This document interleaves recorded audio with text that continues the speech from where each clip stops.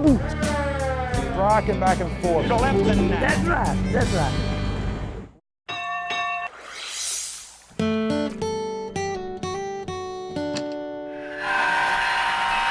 The power of the engines, the size of the trains, it's just pretty amazing. One of these is like a rolling building. Building several stories long. Around the corner she comes. Whoa, that's close. The Rio Grande, Norfolk and Western, and CSX with the caboose pulling up the rear. Trains that are sleek and silver, elegance and romance, and a busy, bustling railroad village. Does it go pretty smoothly? Pretty much, most of the time. More than 450 feet of mainline track. How many trains? We have over 2,000 cars. And more than 24 club members. 1985, a bunch of us got together and said, we need a train club. They built a train track above an old barn in Wilson, the antique barn and hobby shop. Initially, there weren't very many members. So to have a layout, 1 or 2 people had to build most of it. The light was lit, more people joined, and they added more track and more trains. And then came the campers and the road crews and the black bears. Where they're raiding the honey. What are the beekeepers doing? Running away. My honey. I think there's been some sunbathers around here somewhere. You add the people, the buildings, the cars, the trucks, the airplanes, whatever it takes to make it real. The whole operation is real. We come in the door, we get a clipboard. It tells us what train we're taking where. I throw the switches for them. The dispatcher. So I basically give them the path that they're going to travel. Is that a lot of pressure? Oh, yeah. And then you look up, oh, Joe, stop! Joe, how about a little southern hospitality? Have there been any derailments? Always. And some of the towns that are on the layout are named after some of the members. Waynesboro. And Ramseyville, we had a member, his last name was Ramsey. And it's just the enjoyment of it. Something to do, you know, it's a lot of fun. He still plays with trains above the antique barn. It's the realism that we've put into it is really the fantastic part about it.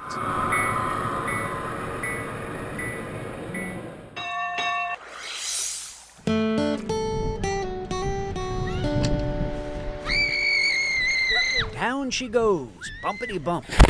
What a blast. I mean, it looks like you're flying down the hill. It's sledding hill. Steep sledding hill. It's really fun. In the town of Beach Mountain. Good run, Dad. Dad's taking another run. Woo! Oh, it's crazy! It's crazy! It's crazy! Sit down! Woo! Oh, yeah! Dad flat on his back. And his little angels are too. They come from anywhere and everywhere. We get a lot from Florida. Where are you from? Tampa, Florida. I'm from Tennessee. We looked for sledding all over North Carolina. The best place is right here. Awesome. It's fun. It's a climb. This is just a natural hill. A naturally steep hill. Beach Mountain is the highest town in eastern America. The elevation here is 5,065 feet. And so, welcome to Eastern America's highest sled run. Hello. Oh, it's crazy, I love it. Oh, beautiful. Woo! You really can't tell who has more fun, the children or the parents. Woo, fly in the air. Sledding Hill opened about 15 years ago. And it's been downhill ever since. Very, very nice and balanced, you can see there, not going out of control. But it's fun to go out of control. Whoa, that was a big bump. Woo! This is awesome. Awesome and fast and bumpy and beautiful. It's free, it's fun. My kids love it. Happy kids, happy parents. It's a beautiful thing. Are you ready to go again? Yeah.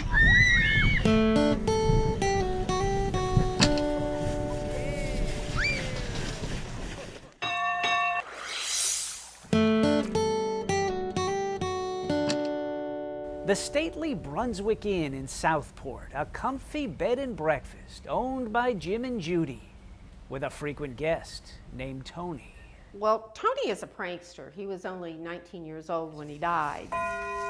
Tony died in 1882 while visiting from New York. This was the gathering place. The Old Brunswick Hotel. Him and his brother and a couple other friends went out sailing over by Bald Head. And unfortunately, the boat sank. Tony drowned, but somehow always seems to surface. He likes to play with ladies' jewelry. He also plays with underwear. He moves underwear around. The couple in room 2. Panties and socks were thrown all over the floor.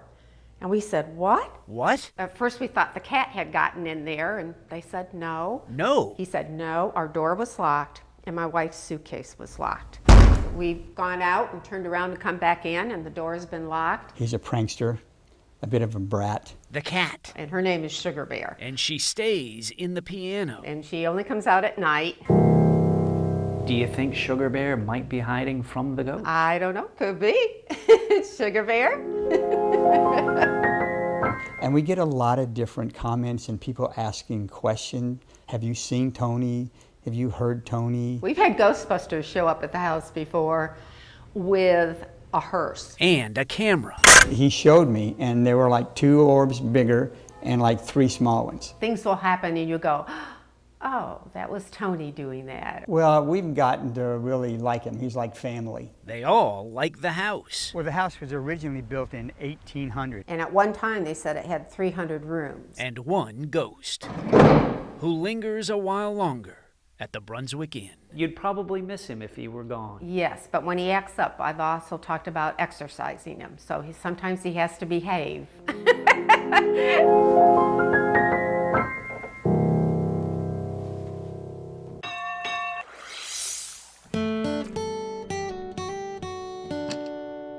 Frank likes to fish. He's pulled some big ones out of the ocean, and he's tossed some little ones into the ocean. We get this letter from a lady in Ireland, and sure enough, she finds one of our bottles with a note. A message in a bottle. And I also include my email address. The notes say, please write. Send a letter to Raleigh, North Carolina, to Frank Blazich.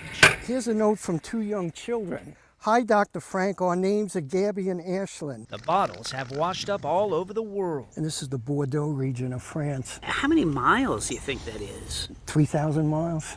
We used to charter a boat out of Oregon Inlet, and we go out in the Gulf Stream tuna fishing. Frank would take his little boy along. And one day he turned around to me and said, Dad, we ought to start taking bottles out with notes in them. But would the notes really get a nibble? Oh, yeah. Scotland, Southern England. People overseas spotted Frank's funny bottles bobbing. Prescription bottles that we get various medications in. Like I get my cholesterol medication. One note at first raised his blood pressure. I am persuaded that you are the old coot who threw this junk mail in the ocean and which came ashore on the west coast of Benbecula out of Hebrides. That's the man who wrote Frank. Obviously he was teasing me. So I wrote back to him and I said, yes, I am the old man in the sea who did this. The old man in the sea is a retired NC State professor. My specialty is plant propagation. Now he propagates friendship, communication between countries, commonalities between cultures. To think one of these little bottles floated all that distance. In 20 years of tossing bottles, he's received maybe 20 responses. No letters about the bottles. Not this time, but maybe next time. Next year's fishing trip. He can't wait to see what he might catch. Stick the note in here, throw it out, and then see what happens, see who finds it.